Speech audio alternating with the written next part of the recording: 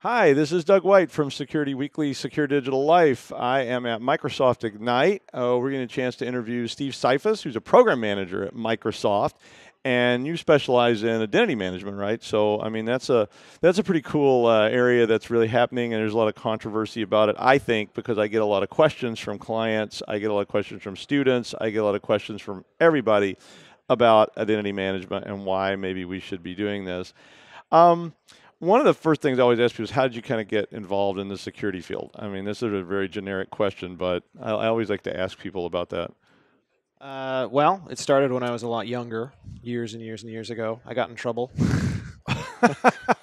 like most things. Yeah. Um, Poking around, doing things that I shouldn't be doing on school networks and things Oh, like those that. things, yeah. Yeah, Next thing you know, you work at Microsoft. yeah, kind of. Yeah, no, I mean, I've been doing this for the last 10 years, so, just going from different companies, Okay. focusing on various things from security in general, and then after a certain point, I started getting interested into identity management. Okay. Well, I personally think identity management is like one of the big problems of our age. Yes, it I is. mean, it's something that just constantly comes up. It constantly rebounds into new problems. I mean, yeah, there's all these zero-day problems. There's all these other kind of things out there. But one of the just persistent threats to every organization that I deal with, that I know of, that I talk to, is identity management. Passwords are a horrible way of dealing with anything. It's just some kind of I don't even know where it came from, the idea that, I have this secret code that only I know, which sounds like a good idea. I mean, there's this sort of initial thought that I have where it's like, that sounds like a good idea. But then it doesn't work. So Yeah. what's your take on that? Well, passwords actually do provide a ton of value to users for a number of different reasons. They are simple, they're easy to use. They may, in some cases, be easy to remember. They're Right. easy to roll out. They're a great place to start with for bootstrapping your identity. Okay. It's easier to hand out. You just print it on a piece of paper, hand it to your user, and say, "Here, type this in the very first time." It's a very low friction surface, Mm-hmm. and so there's a lot of value there. Um, it does start getting more complicated when you get to the management and scale issues. Passwords suddenly start becoming, because they are shared secrets, because you have to know it and the server has to know it. That means that you have to have certain types of agreements about it. It must be, it has to have certain security requirements for strength, for length, for complexity, for all these different things, so that they meet certain cryptographic requirements that I can't easily guess it. I can't easily crack it. I can't easily, drop a hash into Google and suddenly, oh, hey, there's your password. And that's a problem that is a constant change as well, Yes. because it's like, 35 years ago they were like, oh, use a four-digit code and it'll never be broken in the expected lifespan of the universe. And then today it's like, I mean, I see these password requirements, and I actually have a question for you, what you think about that too, because it's like that's always a challenge to administrators. Yep. Because you say, well, we'll make you have a 25-character password that can't repeat any letter more than once and has to use all these symbols, numbers, and spaces and weird patterns and all these other kind of things, and you have to change it every 3 days. And and I see companies do that, and I think, well, that's just a really foolish policy, because, then people write their passwords on the wall, because they just constantly, I mean, I've seen that, where they just got like a password and it's scratched out and another one and it's scratched out. I mean, so big password is probably not your choice either. No, there are trade-offs. Right. I mean, it's all about the trade-off that you're making from a security perspective versus a usability perspective. If you're talking purely security, complexity and length do add value, but at the cost of usability. Exactly as you said, you end up writing it down, you stick it on a sticky note.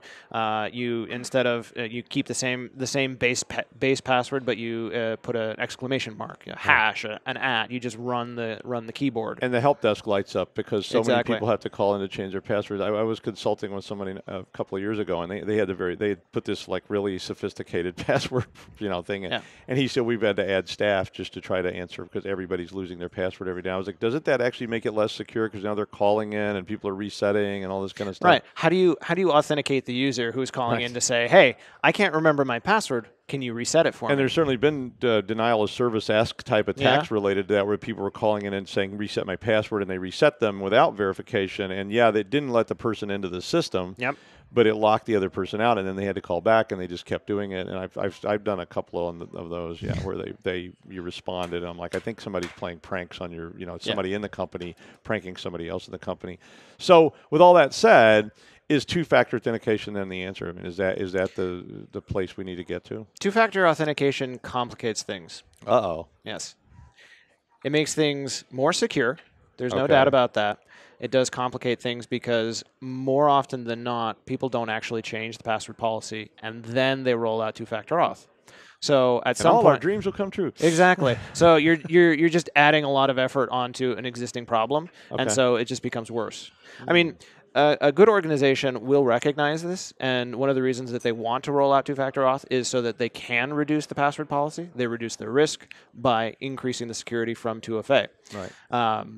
Some of the other options that people are looking at, for instance, Microsoft, Windows Hello, so you're not having a password at all. You have biometrics. You're signing in with your face. You're signing in with fingerprint.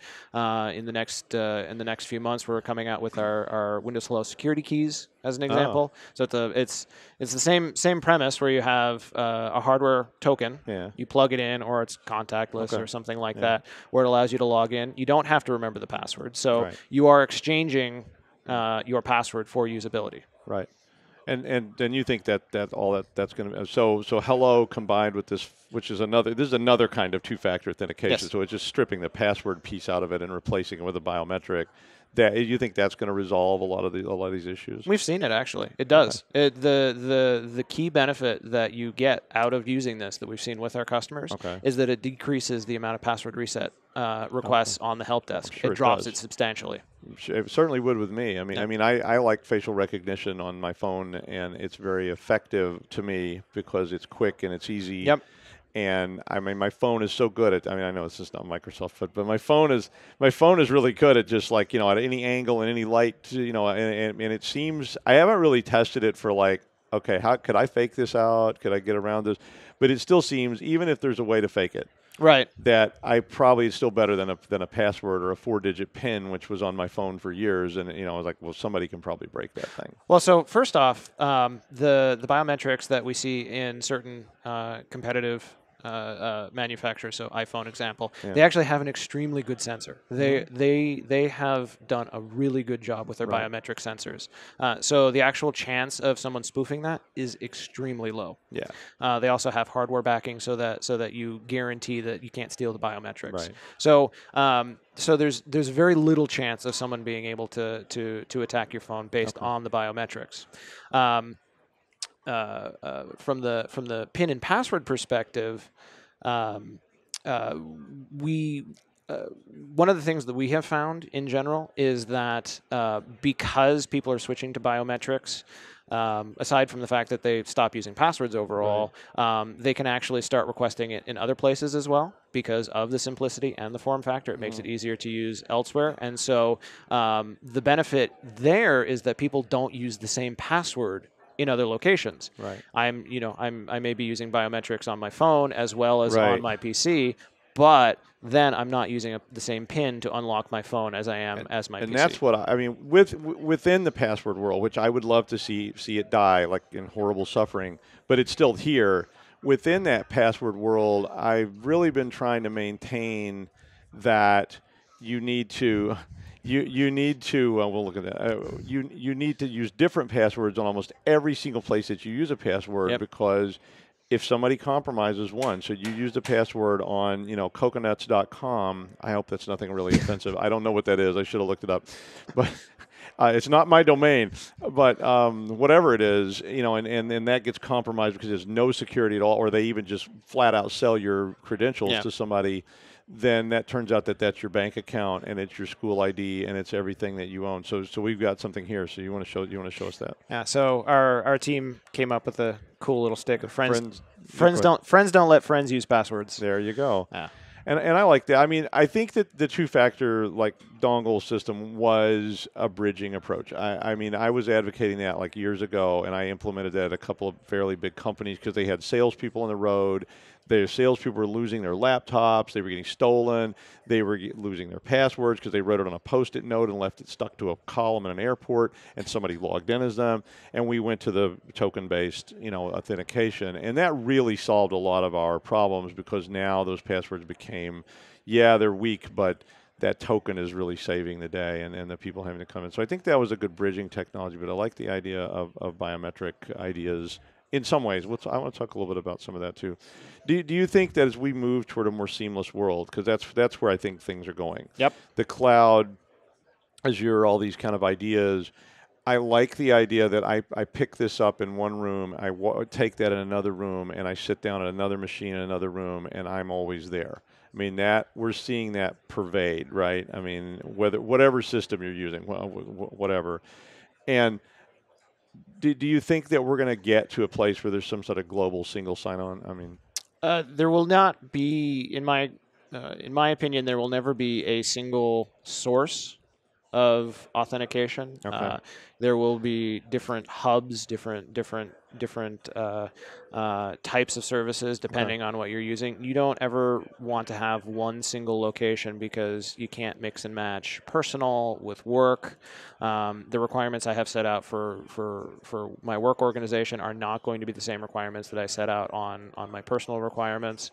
They could certainly use the same sort of underlying technology, the same sorts of protocols, the same sorts of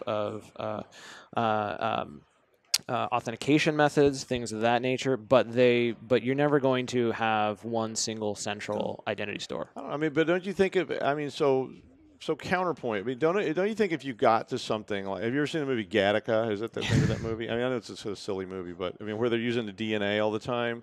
So like everything you do, you have to put a drop of blood in it, and the whole movie's about this guy who's like faking it, and he can't, he's got like fake blood and fake skin flakes or something. It was just kind of squirrely, but I mean, don't you think though that somewhere down the road, if you could come up with a true identity scheme. So I mean, whatever that is, whether it was fingerprint, for instance, and it is unique that you could get to the point where it is you. I mean, so it doesn't matter now if it's personal business or whatever. It's me. I can prove it, and here it is. I mean, you don't think we can get there?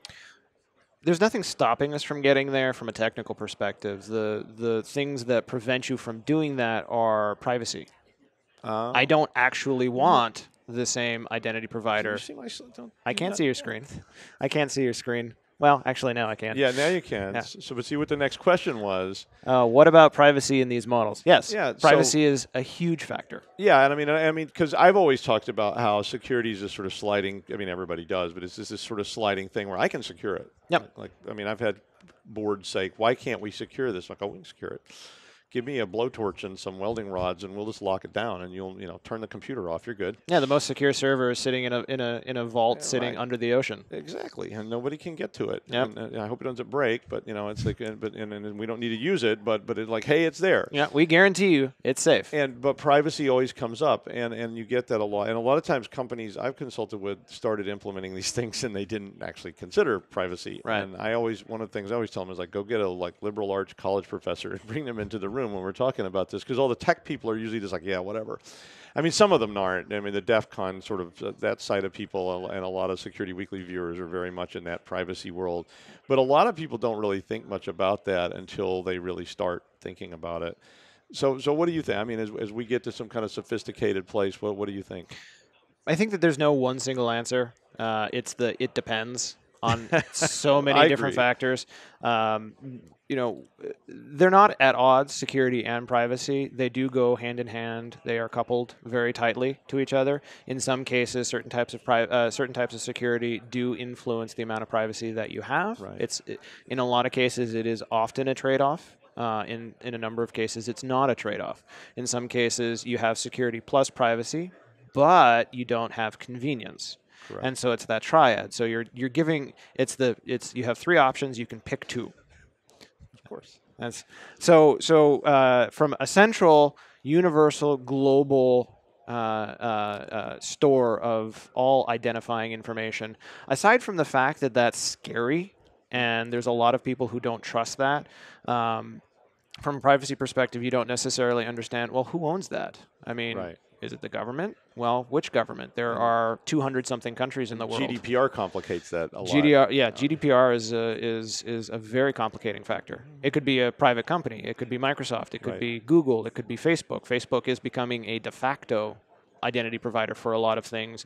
There are security concerns or privacy concerns. Their security is actually very well done, but the privacy concerns that people have with Facebook are not entirely answered. There are things that people are still concerned about. Facebook is not necessarily being upfront about it, and that's not to discredit Facebook in any way. It's just that they're really difficult questions that they may not necessarily have a good answer for. And a lot of big providers like that are difficult to question. I mean, whether Google or anybody else. I mean, there's this massive thing, and I will say, I think people are becoming less sensitive to it. They got sort of desensitized by the use of Facebook, Chrome, or whatever, and just having that seamless, because you see all the time. So you go to some wacky website, coconuts.com. Again, I don't know what's there, and I don't own it, so I don't know. And if it's really bad, I'm sorry. But if you go to that website, and it says authenticate with Facebook. I mean, more and more people do that, and they're giving up a lot, and they don't really realize it. And there was a lot of outrage when we had some things with Facebook. So I do think there's a pull towards both sides. I mean, people want seamless, but they also love the obfuscation kind of Bitcoin-y kind of world. I mean, but do you think that's going to – which way do you think it's going to go then? Is it going to go more toward convenience, and we just keep leaning in and say, I can open my car, with my face – and I don't want to have a key, and I don't want to have a code I have to type in as well. I just really like to walk up to my car and it says hello.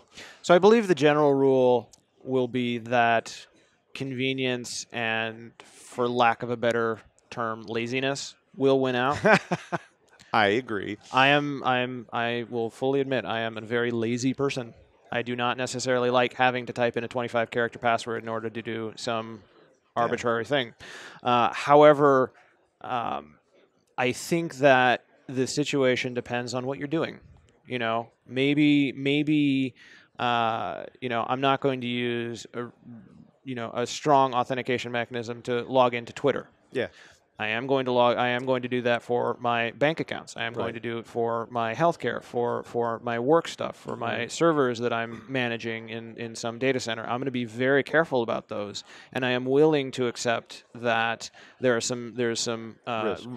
risk, but there's also resistance. I am increasing the security, but I'm also reducing the ease of use. And so in some cases you make the trade-off. In other cases, sometimes you don't care. Sometimes, when I log into my fitness tracker, I'm going to use Facebook. It's just easier. Right. And then if they sell it to your insurance company, yeah. It's like, oh, were you goofing off last week? That was like my worst fear. It was like my Fitbit was going to sell the fact that I didn't go to the gym last week to like my insurance company's going to go, yeah, you're going to die really soon, and and that kind of thing. I see you ate three. You ate a piece of cake every night last week. We saw your arm moving back and forth to the table. You must have been eating pizza, and we measured the weight of the object you were putting in your. Yeah. There was a sci-fi story about that. Like that was about this like the future, and like people couldn't get medical care because of their history, and it was about this transit. I don't remember the name of the story, but it was really interesting along those lines. What do you think about? Like there's an episode, so in that light of the privacy, there's an episode of Black Mirror called Nosedive, which everybody talks about, won an Emmy or something, where, and I think of it more in terms of China. I have a lot of involvement with China in the past, and I love to go to China, and one of the things that they're doing is they're tracking people's facial recognition. Right. And they're not just tracking it like, when you want to log in. They're tracking it in the subway station. They're tracking it when you go to the movies. They're tracking it when you go out to eat. And they're not necessarily even using it for logins. They're using it for this thing called the citizenship score. And I was like, that's the most terrifying thing I've ever heard in my life. Mm-hmm. But part of me, the security part of me is like, good idea. But sort of. If I can sit here and scan this whole crowd out here, and I go, that guy right there, he's the one that's going to get drunk and start a fight. Yeah, that's scary though. Oh, no, I'm not saying it's not scary, but because the security hat though. Because the trade-off, because at that point you are assuming intent. You're assuming behavior. If I look at a crowd of people and I say that person has 3 priors for some obscure thing. That doesn't mean they're going to do it then. That doesn't mean that we should target them because they're not doing something at that point in time. from a security perspective, yes, you kind of look at that and you're like, I'm going to watch that person, but I mean, I can see both sides of this. I completely agree with you. So I'm just sort of, but my security hat, which is the guy that's responsible for watching the crowd. I mean, I do a lot of physical security stuff, and I'm a PI and all these. That part of me, the police part of me, is going.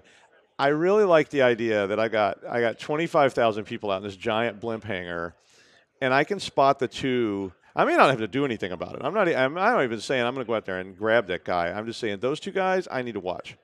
All those other people, they got nothing. But I'm going to watch these two guys above those other people. I'm going to put a red circle around them the whole night because that's the guy that got drunk last year and beat up somebody in the auditorium, and we had to drag him out and tase him and all this stuff. So I'm like, okay, but yeah, you're right. So then for the rest of your life, you weren't, it's like, yeah, I completely agree. But what do you think about like China doing that? So it's not about security. It's just about good citizens. Yeah, I think that that's kind of weird. I don't like the idea of that. It kind of makes me feel iffy. Queasy. And, like there's just like I can't properly describe what it makes me feel, but I don't like the feeling that it makes me feel. I do think that there are purely practical issues with doing that, simply because you suddenly have to have a very large database of everyone. They do. You have to the applicability of it is very difficult because false positive rates are difficult to account for. If I just get a haircut, if I've gained weight, if I've lost weight, facial hair, if I'm wearing a hat, if I'm wearing glasses, Sure. The trade-off is, well, I can be absolutely certain of it, and I might miss you every once in a while, or I can mislabel you and say this is actually not the same person. Yeah, now you can't ride the train because you're score. I don't even know if that's true. I haven't really studied the Chinese thing, but when I was first hearing about it, I was reading some articles that were not written by the Chinese government. And one of the things you were talking about was like people not being allowed to ride trains because their citizens, they did it. So you go to a website you're not supposed to go to. And I think all of it came out of trying to censor the internet because they have so much trouble with that. Because I was in China and we were watching Netflix, and somebody sat down next to us and said, "How are you watching Netflix? It's banned and blocked by the Great Firewall." And I was like, "Oh, we're using a VPN to connect from New York, and so we're watching it from New York City instead." And they're like, "Oh, how do we do that?" And I'm like, "Am I going to go to jail for this? Is this like an undercover sting or something?" I was a little bit worried. Do you think all this then, I mean, so back sort of to away a little bit from the privacy or the sacrifice side, do you think all this helps us with phishing? I mean, phishing is just like this huge issue. I mean, I get called about that more than anything else. Can you evaluate this training program? And they're usually really super lame. It's like, don't get phished. It's like, yeah, okay, that'll help. But, I mean, do you think some of this can help us with that? That's No. the reaction. Yeah, thank you. I'm glad that you said that because I don't know how to fix phishing. I mean, I wish I could figure it out because I get calls about it all the time. Could you develop us a training program that will guarantee that we will not be phished? No. No, I cannot. No. I've said that so Absolutely many not. times. The guy's like, wow, I've never had anybody be that direct. And I'm like, well, if somebody tells you they can, I'd like to see what they come up with. And then I actually had one say, oh, here, could you review it? He said, this is what they came up with. And I'm like, it was literally a 30-minute class where you like click yes or no to these boxes where they're like, hello, I am a Nigerian. I would like your company's information. And they're like, is this a phishing attack? Yes or no? I'm like, oh yeah, this will help. You bet. Yeah, I mean, phishing is based on the idea that you're going to go after the person that actually believes that they're talking to a Nigerian prince. Yeah. So that's not to say that people are dumb. It's just that people are potentially very willing to believe that they're talking to someone because they don't understand the mechanics of it. And there's no level of education or training that you can provide to every single person without and